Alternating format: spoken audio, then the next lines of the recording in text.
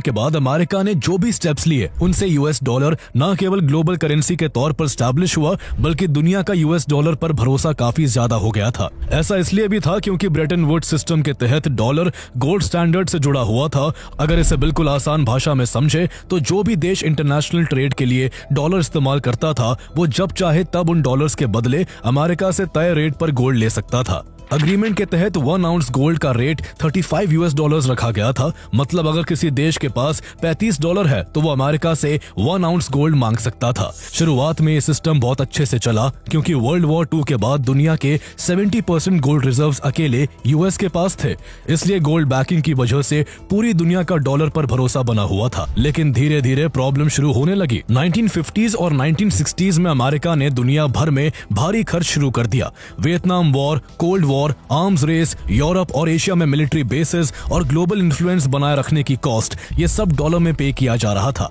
चूंकि अब अमेरिका के अलावा बाकी देश भी डॉलर का इस्तेमाल कर रहे थे, इसलिए 1960s तक सिचुएशन ये हो गई थी कि दुनिया भर के देशों के पास मौजूद डॉलर की मात्रा यूएस के पास मौजूद गोल्ड रिजर्व से ज्यादा हो चुकी थी।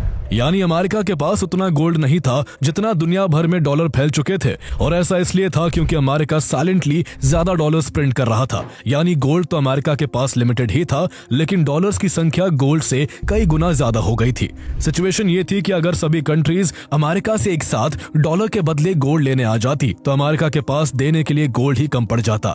इसलिए अमेरिका के लिए ये एक बहुत बड़ी प्रॉब्लम खड़ी हो गई थी। काफी देश जो इंटरनेशनल ट्रेड के लिए यूएस डॉलर्स का यूज करते थे वो अमेरिका से डॉलर्स के बदले गोल्ड लेने लगे थे और ये बहुत तेजी से बढ़ रहा था जिससे अमेरिका के गोल्ड रिजर्व तेजी से कम हो रहे थे। प्रॉब्लम केवल इतनी नहीं थी, एक खतरा ये भी था कि समय के साथ गोल्ड की मार्केट प्राइस 35 डॉलर पर आउंस से ऊपर जाने लगी थी। ऐसे में अगर एक तरफ मार्केट में गोल्ड 40 डॉलर पर आउंस पर बिक रहा हो और दूसरी तरफ अमेरिका 35 डॉलर में इतना गोल्ड दे रहा हो तो कोई भी अमेरिका से 35 डॉलर में गोल्ड लेकर ओपन मार्केट में महंगे दाम पर बेचकर प्रॉफिट कमा सकता था और इसमें घाटा अमेरिका का होता। इस तरह अमेरिका का गोल्ड कुछ ही समय में खत्म हो जाता।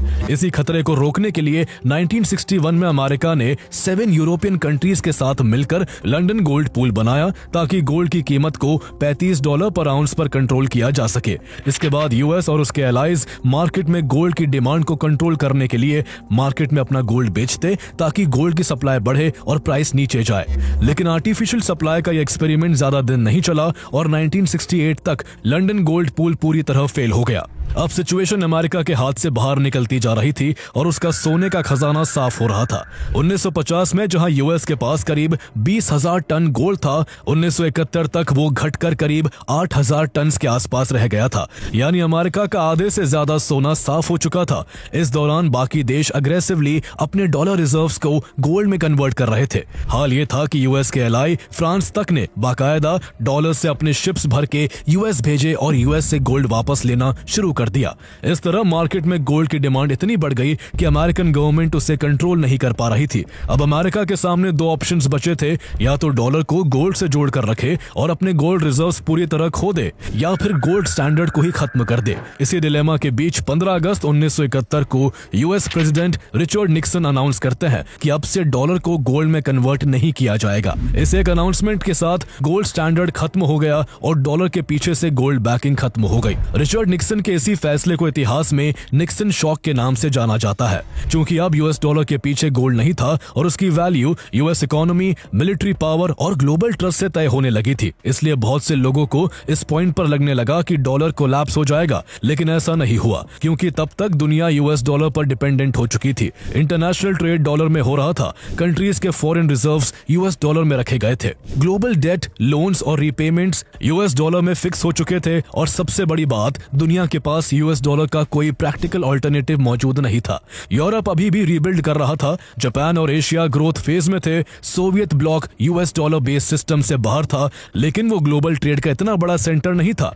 इसलिए कंट्रीज की डिपेंडेंसी यूएस डॉलर पर बढ़ चुकी थी और इसी डिपेंडेंसी को परमानेंटली सिक्योर करने के लिए अमेरिका ने अगला मास्टर मूव खेला, जिसे पेट्रो डॉलर सिस्टम के नाम से जाना जाता है। दरअसल वर्ल्ड वॉर 2 के बाद एक बात साफ हो चुकी थी कि दुनिया की इकोनॉमी के लिए अब एनर्जी खासकर ऑयल बहुत जरूरी है। फैक्ट्रीज, ट्रांसपोर्ट, मिलिट्री, इलेक्ट्रिसिटी सब कुछ ऑयल से चलता था और ये ऑयल ज्यादातर Saudi Arabia, Iran, Iraq, Kuwait और यूएई जैसे मिडिल ईस्ट के देशों में मौजूद था।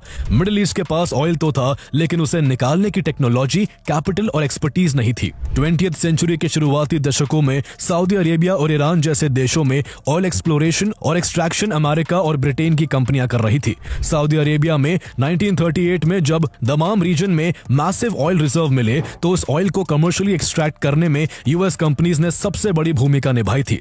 अमेरिका ने टेक्नोलॉजी दी, ड्रिलिंग इंफ्रास्ट्रक्चर बनाया और सऊदी ऑयल को ग्लोबल मार्केट से जोड़ा।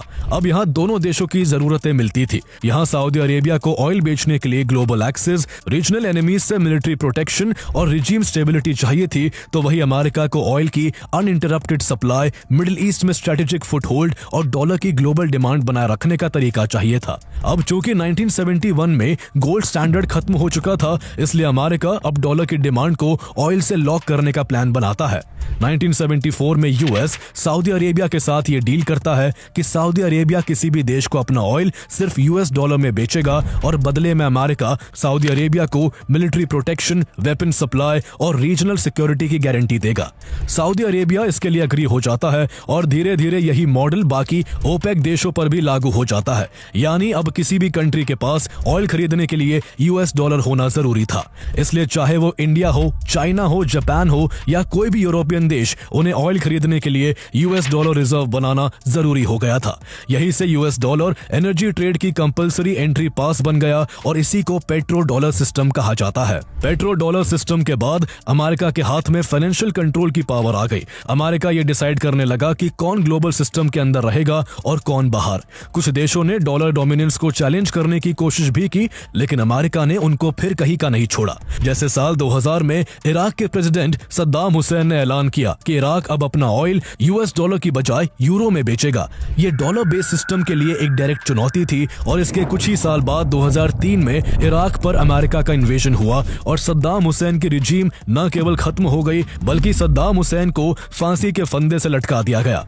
ऐसे ही लीबिया का तानाशाह मुअम्मर गद्दाफी ऑयल और रिसोर्सेज को यूएस डॉलर में ट्रेड करने के खिलाफ था।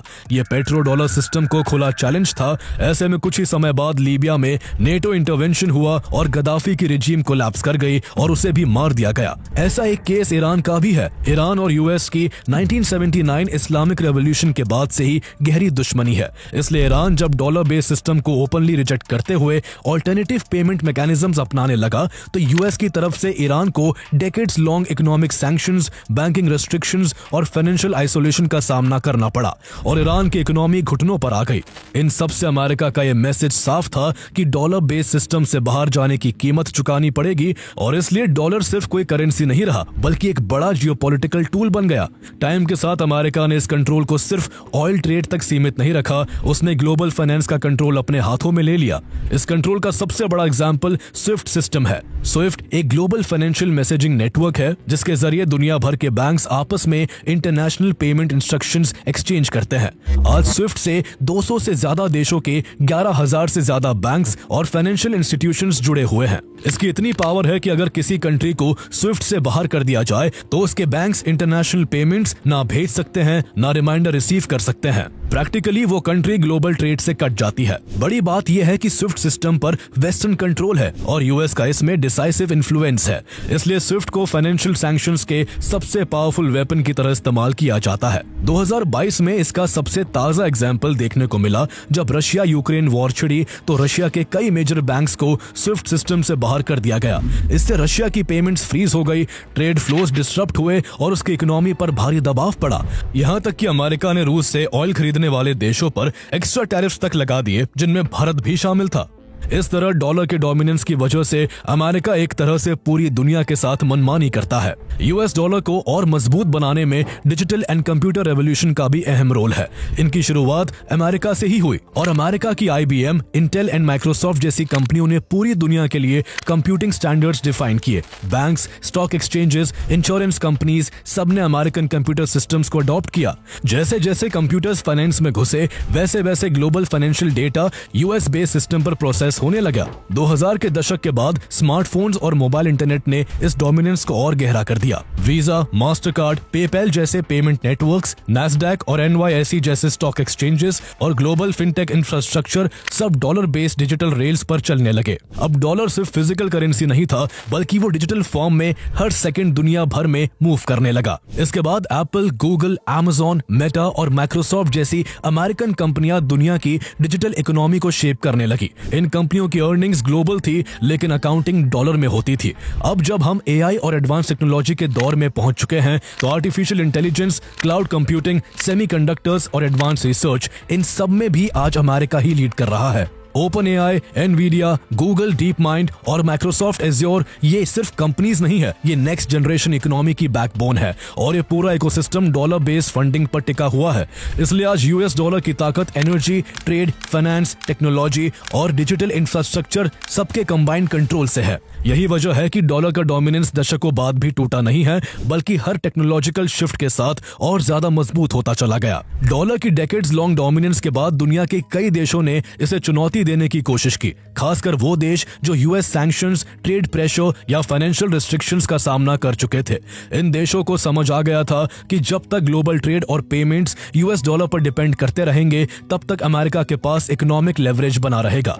सबसे पहले चाइना ने डॉलर डिपेंडेंसी कम करने की कोशिश शुरू की और अपने ट्रेड पार्टनर्स के साथ लोकल करेंसीज में सेटलमेंट को पुश करते हुए युआन को इंटरनेशनलाइज करने की कोशिश की। कुछ बायलैटरल डील्स में युआन का इस्तेमाल भी शुरू हुआ, लेकिन प्रॉब्लम यह है कि चाइना का फाइनेंशियल सिस्टम ट्रांसपेरेंट नहीं माना जाता।